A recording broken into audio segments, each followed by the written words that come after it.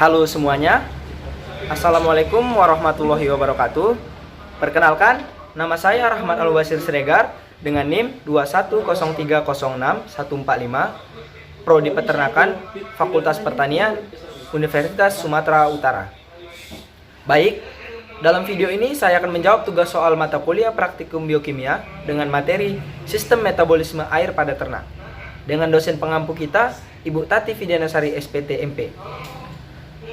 Adapun soal yang pertama, yaitu yang pertama, jelaskan 3 sistem konvensasi yang terdapat pada tubuh atau dapar darah, respirasi, dan ekskresi.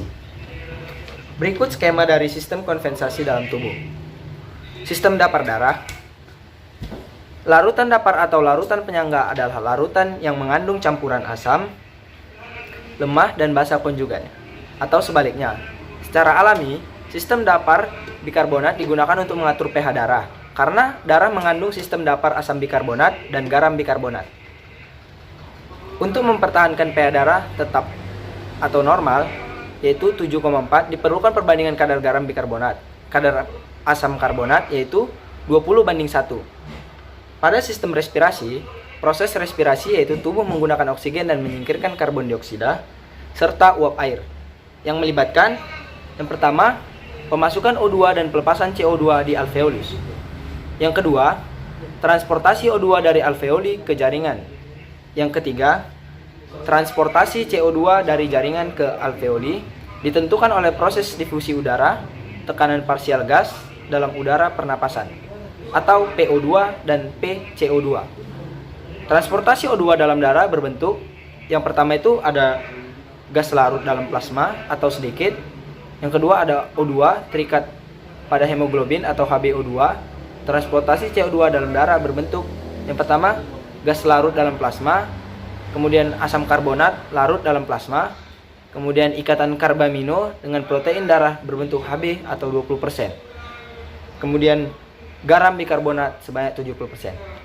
Pada sistem ekskresi, melalui ginjal mengatur kandungan garam bikarbonat dalam darah dengan cara yang pertama, mobilisasi ion H+ di tubulus proksimal dengan reabsorpsi Na+. Yang kedua, sekresi ion H+ di tubulus distal ditukar dengan Na+. Kemudian yang ketiga, membentuk amonia atau NH4+ di tubulus distal menggantikan Na+ yang terpakai untuk sekresi ion H+. Baik. Pertanyaan yang kedua, sistem metabolisme air dalam tubuh ternak. Yang pertama, air yang diminum ternak masuk ke dalam mulut menuju saluran pencernaan. Lalu, yang kedua, air masuk melalui pembuluh kapiler ke dalam darah yang akan dialirkan ke seluruh tubuh ternak. Setelah itu, air membantu jantung memompa darah ke seluruh tubuh. Nah, saat air sampai di paru-paru ternak, akan terjadi pertukaran oksigen dan karbon dioksida. Proses selanjutnya, yang keempat, terjadi pada organ hati ternak. Pada tahap ini, air akan membantu proses metabolisme karbohidrat, lemak, dan protein. Proses yang terakhir, yang kelima, yaitu air menuju ginjal ternak. Pada tahap ini, air membantu ginjal pada ternak dalam proses penyaringan zat sisa untuk dikeluarkan bersama air seni atau urin ternak tersebut. Baik. Adapun soal ketiga yaitu dari mana asal sumber air dalam tubuh ternak?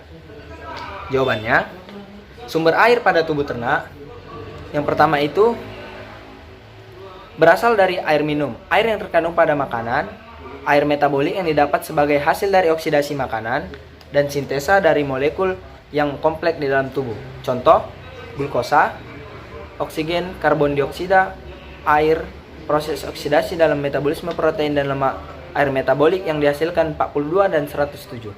Dan dalam kondisi tertentu seperti musim dingin, air metabolik dapat memenuhi kebutuhan ternak yang tidur pada musim dingin. Dapat mempergunakan timbunan lemak untuk persediaan kebutuhan energi dan air.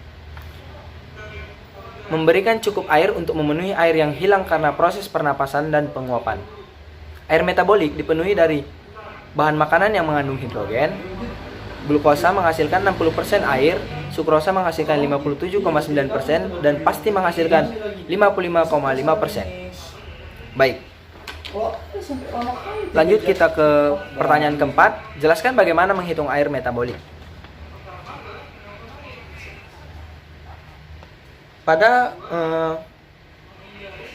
penjelasan menghitung air metabolik, yaitu karbohidrat,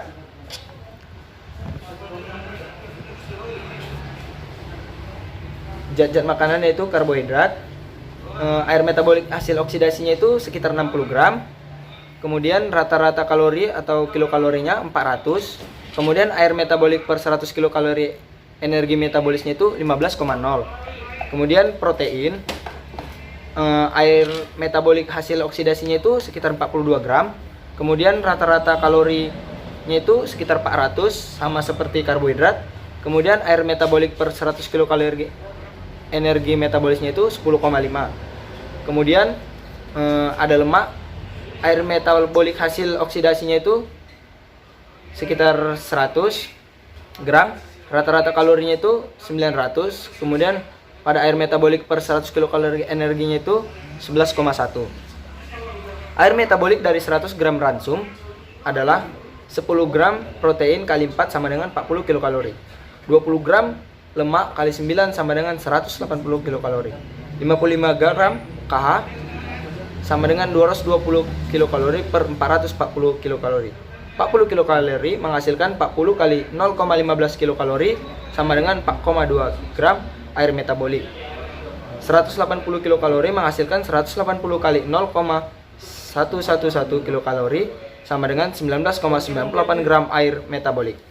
220 kilokalori menghasilkan 220 kali 0,150 kilokalori sama dengan 33 gram air metabolik per 57 gram air metabolik. Jadi bila energi ransum 1 kilokalori maka air metabolik yang dihasilkan adalah 57 gram. Bila energi dalam ransum 100 kilokalori, energi metabolik maka air metabolik yang dihasilkan adalah 40 kali 10,5 sama dengan 420. 180 kali 11,1 sama dengan 1998. Kemudian 220 kali 15 sama dengan 3300 per 5718 gram air metabolik. Pada 5718 per 440 sama dengan 12,9 dalam 100 kilokalori energi metabolik atau 13 gram air metabolik untuk setiap 100 kilokalori energi metabolis.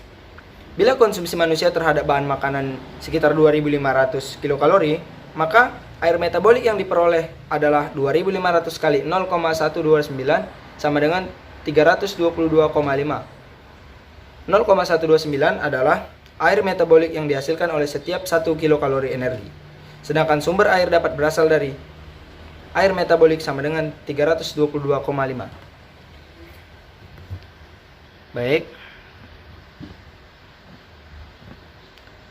Selanjutnya kita ke pertanyaan nomor 5, yaitu faktor apa saja yang mempengaruhi ekskresi dan kebutuhan air? Faktor-faktor yang mempengaruhi ekskresi dan kebutuhan air: keseimbangan positif bila air yang masuk ke dalam tubuh lebih banyak daripada yang dikeluarkan dalam tubuh. Sedangkan keseimbangan negatif bila air yang dikeluarkan lebih banyak daripada air yang masuk ke dalam tubuh. Air yang hilang dari tubuh dapat melalui yang pertama, hilangnya air lewat kulit. Pada mamalia umumnya akan membantu atau melepaskan panas untuk mengatur temperatur tubuh. Jumlah air yang hilang melalui kulit akan meningkat dengan meningkatnya aktivitas fisik dan temperatur lingkungan.